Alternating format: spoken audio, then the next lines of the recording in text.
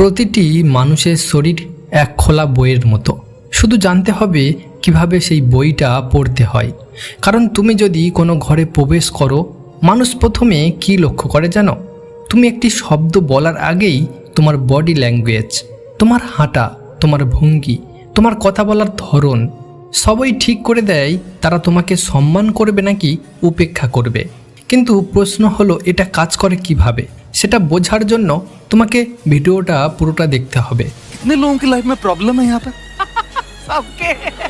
এখানে অর্ধেকের বেশি মানুষ হাত তোলেনি, মানে সহজেই এখানে গৌরগোপাল দাসজির অপমান হতে পারে। কিন্তু তিনি কিভাবে এই পরিস্থিতি সামলালেন? अच्छा जो लोग हाथ नहीं उठा रहे अपेक्षा करे कि मैं उनमें विश्वास करूंगा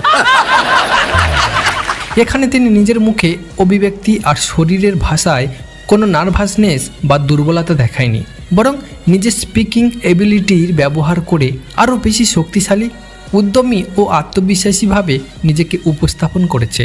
অন্যদিকে যারা নিজেকে বডি ল্যাঙ্গুয়েজে শক্তভাবে ব্যবহার করতে পারে না, তারা অন্যদের সামনে দুর্বল বা ভীতু দেখায়। তাই এই ভিডিওতে আমরা হাই কনফিডেন্ট ও হাই স্ট্যাটাস মানুষদের আসল পাওয়ারফুল বডি ল্যাঙ্গুয়েজ ডিটেক্ট করতে যাচ্ছি, যেটা ব্যবহার করে তুমিও সহজেই নিজের একটি শক্তিশালী ও আত্মবিশ্বাসী বডি ল্যাঙ্গুয়েজ তৈরি করতে পারবে, যাতে আর কেউ তোমাকে উপেক্ষা করার সাহস না পায়। কমেন্টে লেখো আই অ্যাম পাওয়ারফুল, কারণ আজ থেকেই তোমার জীবন বদলে যাবে। আর লাস্ট স্টেপটা মিস করো না, কারণ সেই স্টেপ ছাড়া তুমি একটিও স্টেপ ঠিকভাবে জীবনে প্রয়োগ করতে পারবে না। কিন্তু তার আগে স্টেপ নাম্বার 1, বডি ল্যাঙ্গুয়েজে প্রথম ইমপ্রেশন তৈরি হয় তোমার হাঁটা থেকে। আর ফার্স্ট ইমপ্রেশন তৈরি করার দ্বিতীয় সুযোগ কখনো মেলে না। তুমি নিশ্চয়ই লক্ষ্য করেছো, যখন কোনো সাপ মানুষকে ভয় দেখাতে চায় বা নিজের প্রভাব দেখাতে চায়, তখন সে ফোনা তোলে, এটা ভেবে যাতে সে নিজেকে বড় ও আত্মবিশ্বাসী দেখাতে পারে। ঠিক একই নীতি এক আলফামেল ও ব্যবহার করে। এতে বোঝা যায় সে একজন উচ্চ টেস্টোস্টেরন ও আত্মবিশ্বাসী মানুষ।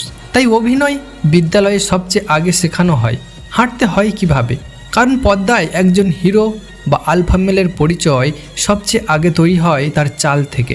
তাই হাঁটার সময় এই পয়েন্টগুলো মনে রেখো। সবসময় মনে রাখবে, প্রথমে স্টেজ পশ্চার, হাঁটার সময় পিঠ সোজা রাখো, কাঁধ রিল্যাক্স রাখো আর বুক সামান্য খোলা, এতে সঙ্গে সঙ্গে তোমাকে আত্মবিশ্বাসী দেখাবে।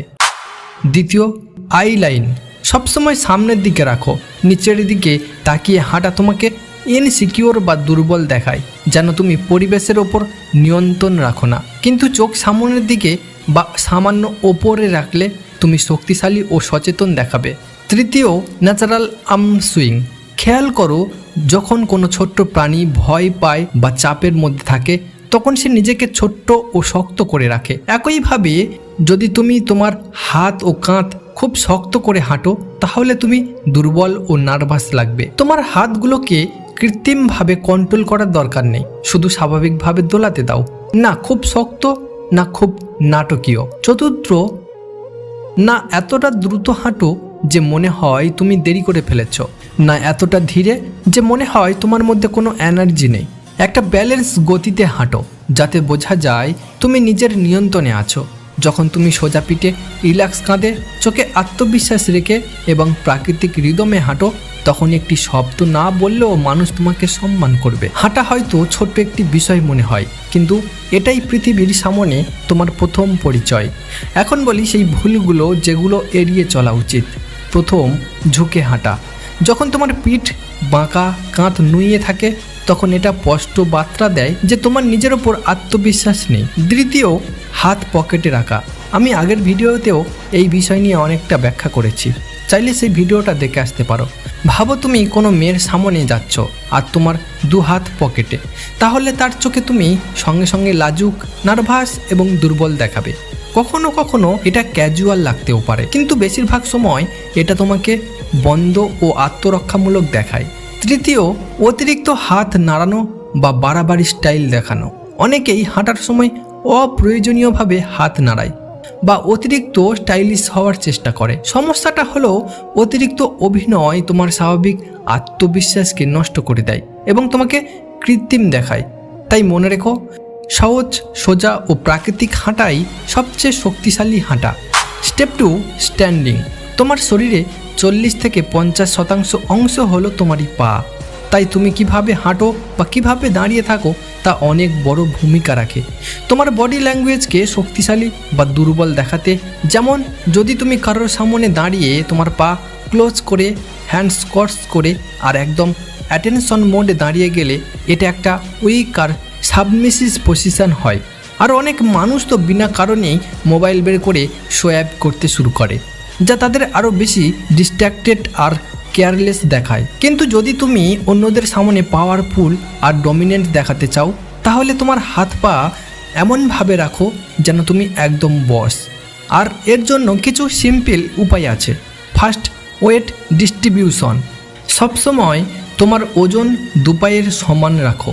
যদি তুমি এক পায়ে বেশি ওজন দিয়ে দাঁড়াও তাহলে তুমি ল্যাজি আনইন্টারেস্টেড লাগবে। দ্বিতীয় step, open states, relax shoulder. স্ট্যান্ডিংয়ের সময় সবচেয়ে বড় সিগন্যাল তোমার টর্সো।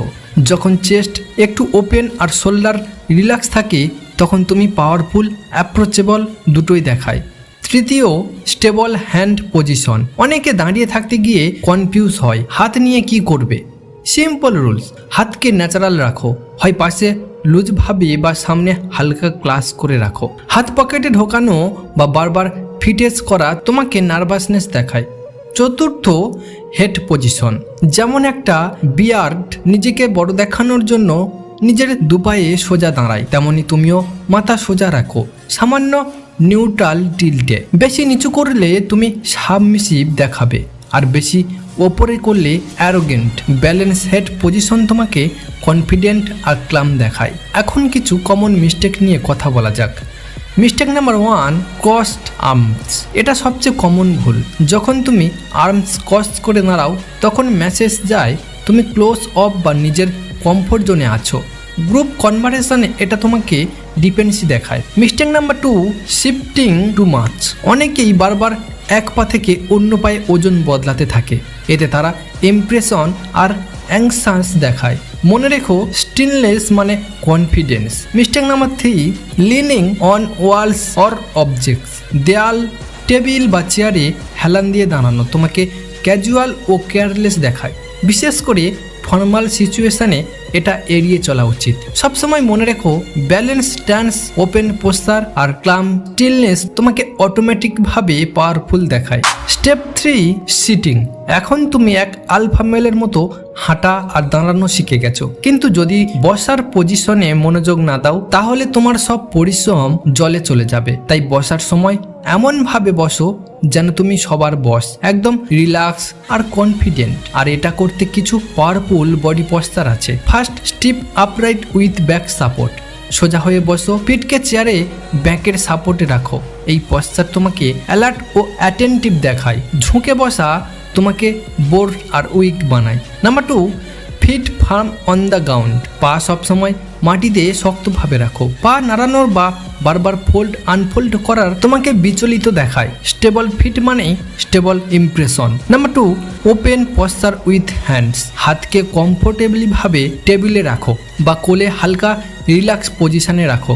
ওপেন পশ্চার তোমাকে অ্যাপ্রোচেবল আর কনফিডেন্ট বানায়। Number 3, slightly lean forward.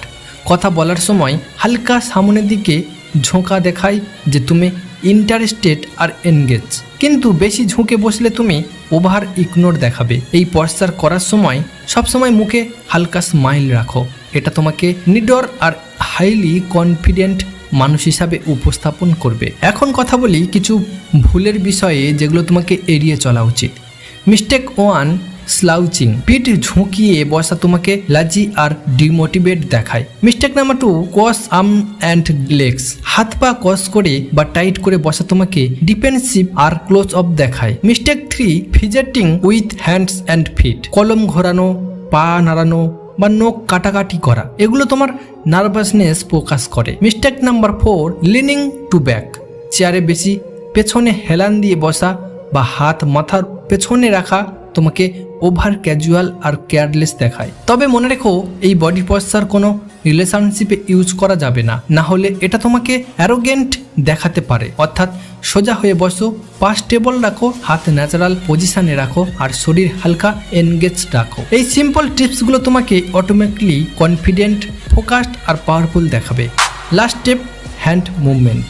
এখন আসি শেষ এবং সবচেয়ে গুরুত্বপূর্ণ পয়েন্ট, হাতের নড়াচড়া। এটা এতটাই পাওয়ারফুল যে তোমার যে কোনো কথা 50% বেশি ইফেক্টিভ আর ইম্প্যাক্টফুল করে তুলতে পারে। তাই প্রতিটা সাকসেসফুল বিজনেসম্যান, পলিটিশিয়ান আর ইনফ্লুয়েন্সার এই বডি ল্যাঙ্গুয়েজ ব্যবহার করে। তোমার কথাগুলোকে আরও বেশি ইম্প্যাক্টফুল বানানোর জন্য 4টি মূল হ্যান্ড পশ্চার আছে। First, the point. যখন তুমি কোনো কথায় জোর দিতে চাও তখন এক আঙুল দিয়ে পয়েন্ট করে বলো, কিন্তু শান্ত ও কন্ট্রোল ভাবে, কারণ বেশি অ্যাগ্রেসিভ ভাবে করলে তুমি রুড দেখাবে। Second, the sharp Katz. যখন হাত দিয়ে সাইড কাট বা ছোট্ট শার্প মুভমেন্ট করো তখন মনে হয় তুমি কথাগুলোকে গভীর ও সিরিয়াস করে তুলছো। এটা শুধু গুরুত্বপূর্ণ লাইনের সময় ইউজ করো। Third, the frame. 2 হাত দিয়ে একটা অদৃশ্য ফ্রেম বানানো, যেন তুমি তোমার কথাকে হাইলাইট করছো। এই পশ্চার তোমাকে এক্সপ্রেসিভ আর এনগেজিং দেখায়। Fourth, the simple hands.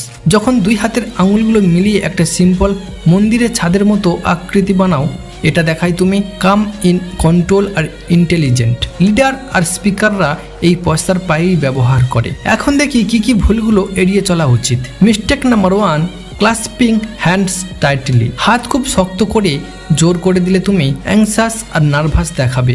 Mistake number 2, hidden hands. হাত পকেটে রাখা বা টেবিলের নিচে লুকিয়ে রাখা তোমার ক্রিয়েটিভিটিকে কমায়। Mistake number 3, fidgeting.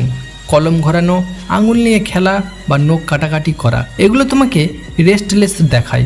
Mistake number 4, over flooding. প্রতিটা কথায় অতিরিক্ত হাত নাড়ানো তোমাকে আনকন্ট্রোল আর চাইল্ডিশ দেখায়। সবসময় মনে রেখো, হাতও একটা ল্যাঙ্গুয়েজ।